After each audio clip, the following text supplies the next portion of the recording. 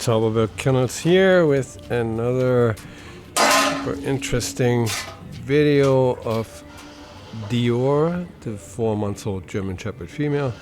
First I'm going to put the leash on in a positive fashion. We have all these dogs that dive away from putting the collar or the leash on. We always make sure that that's a positive event for a dog to begin with.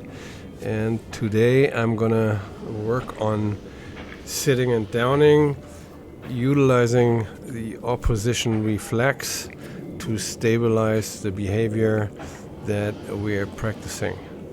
I'm using the electric collar at the same time I'm using the leash, so you can assume that every time I pull on the leash, the collar definitely is on.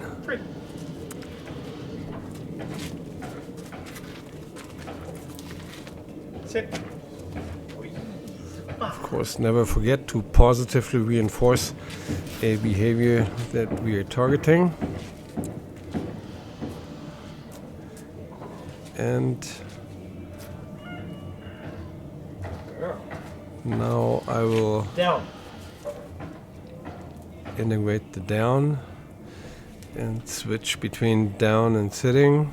Sit. And as you see, I give the cue, and shortly after, the behavior is induced successfully because the dog knows enough about it. Just always keep in mind that sitting out of a standing position is different, a different gymnastic skill, a different behavior than sitting out of a down.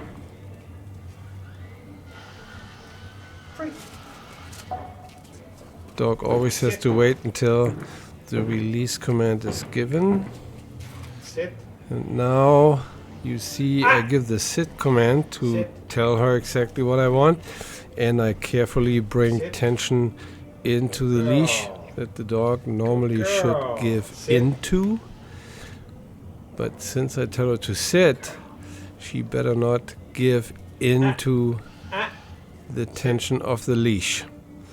So the reinforcement here is if she resists the tension of the leash after I say sit again, the reinforcement is that the tension in the leash is released, and of course we pay for the correct response.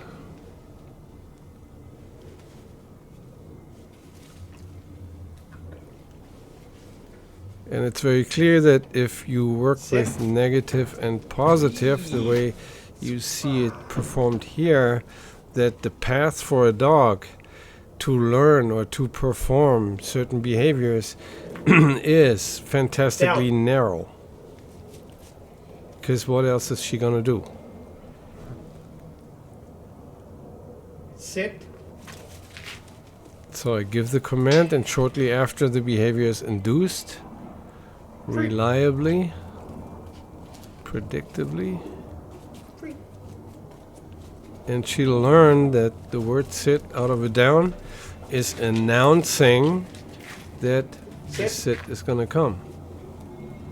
So I'm delaying slightly. I'm not waiting for the dog not to do it per se.